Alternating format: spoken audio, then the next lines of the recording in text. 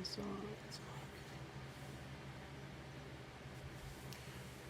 All right. Um,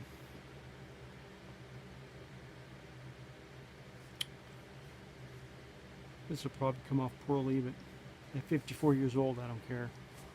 Um, I'll try to be. First off,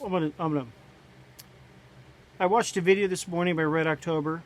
Good guy. And this is by no means criticism of Red. He's made a lot of videos past so many months that are real inspirational. And I like that. That's good stuff. He tries to be inspirational. Um, but he brought up, I think it was this morning, actually when you see this it'll be yesterday. He brought up a video, and this is something I've dealt with for a long time. And the phrase is, I'm going to forget it now.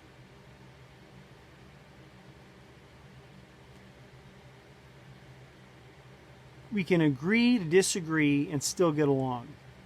Or let's just agree to disagree and we can still get along. Okay. When someone says this, it's a good thing. It's a righteous statement. And it usually comes from a good place. People aren't wrong when they say this. Let's just put our differences aside and let's base our relationship on maybe the other things we have in common, this kind of thing. So it's not a bad thing. I'm not criticizing anyone for using this, or maybe if this is your plan as you walk through life. But you really have to be careful. If you have something, and maybe it's you and your wife, or you and your husband, your kids, your parent, or someone you're connected with, you have a business relationship, a partner that you have, someone that you can't walk away from. So it's a relationship that you can't afford to lose. That's where I think this has its greatest chance to work. If you have something that's dividing you, whether it was a decision or a past or another family, whatever the case is. Let's say it's you and your whoever you're married to. And you have this thing, this wedge that typically divides you, causes an argument, causes all kinds of resentment and all this kind of stuff. You have to sit down with this person face to face and identify it. And then decide, both of you, you know what? I just won't bring this up anymore. And maybe you'll know that I'm not bringing it up. I'll make some sacrifices. I need you to know that I'm making sacrifices. And you'll do the same, or whatever the case is. We won't get into this. We just won't discuss this 800-pound gorilla in the room. It's not a good thing to have to do this, but if you're trying to salvage a relationship, let's put our differences aside. I won't talk about your idiot brother anymore, or you won't complain about my crazy mother, or whatever. We just won't discuss it. We'll avoid that.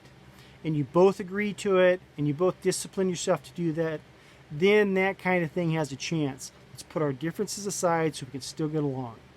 Okay? And if you both agree to it, that has a chance. That's where that might work. Anywhere else, I don't abide by that.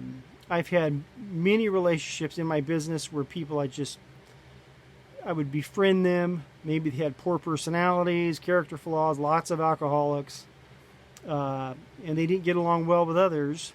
But I kind of maybe took pity on them, or I didn't have a choice. They were hanging around all the time or whatever. And I would befriend them. And I would overlook their character flaws, their issues, or whatever else. Wouldn't judge them. And just treat them nice because everyone else seems to treat them treat them poorly.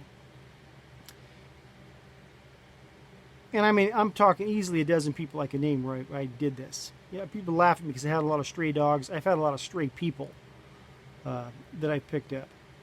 And you would think, in my mind, I'm thinking, if I do this person right, give them a chance, make sacrifices where I don't go into, hey, you need to straighten up, or you should do this or do that. They'll know it, and they'll treat me, or maybe they'll act better, or whatever. There will be some reciprocation because I'm doing this for them. I'm making a sacrifice for them. I'm sure they're going to do the same for me.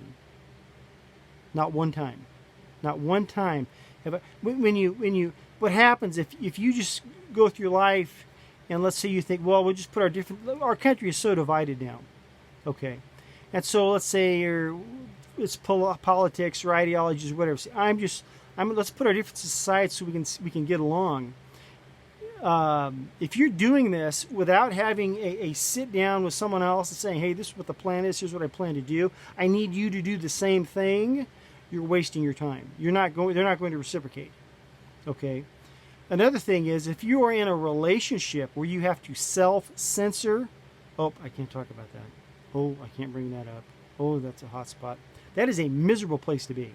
That's a toxic relationship, or has the potential to become a very toxic relationship. So like I said, you may have that with a loved one, this business partner you have, your husband, wife, whatever the case is, relationships that you must maintain because either they're blood or they're someone you have kids with or whatever. You need to maintain these relationships, so you might have to put yourself in this type of situation where you just can't talk about that anymore. That only works if you both agree to it. Everything outside of that, really tight relationships, I don't waste my time. I don't waste my this. Let's put our. You're not going to get anywhere. Well, let's just. This is how California became California. We didn't push back. There was no resistance. We didn't want to confront anyone, and this place is a mess now. But it's just, if you're going to use that as a guide, you know what? Let's just forget our differences, and we can enjoy all the stuff that we agree with. I think that's a waste of time, because typically you're the one who's going to make all the sacrifice. The others aren't.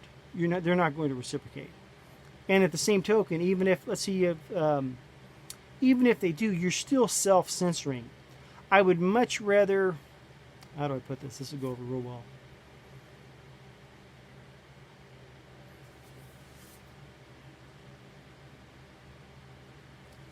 I would rather not have you in my life than to have to guard what I say to keep you around.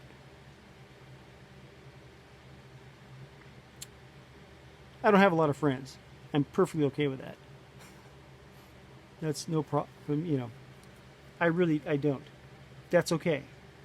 Because I'm not a good friend. I don't have a lot. That's a whole different video. I might make a video on that. I just don't have time for them. But I would rather not be in a relationship where I have to guard what I'm saying all the time. Oh, I can't talk about that, or oh, I can't do this. That's painful. And at 54, you just don't have the patience for that kind of thing. Hey, you don't like me. I don't agree with you. Let's just split the sheets. You go on and have a great life. That's much easier.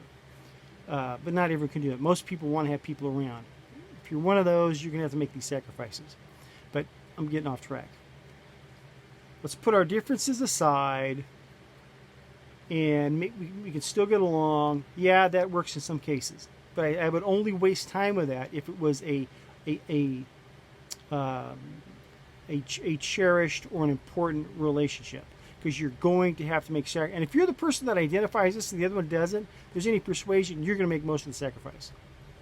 That's just the way it is.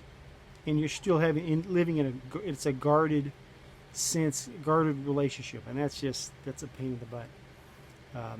And I hear this said all the time, especially now because the country is so divided. I listen to all these podcasts and say, if we could just put this stuff aside, we could still get along, and find out what we agree on, and that's all fine and good. But it's a waste of time.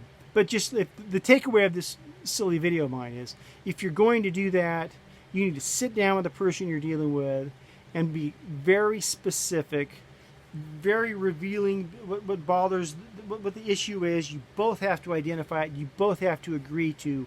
You're both going to be self-censoring and taking on the responsibility of that to continue forward. If you don't have the other person's agreement, then it's not going to work. I hope I made sense. Love you. God bless.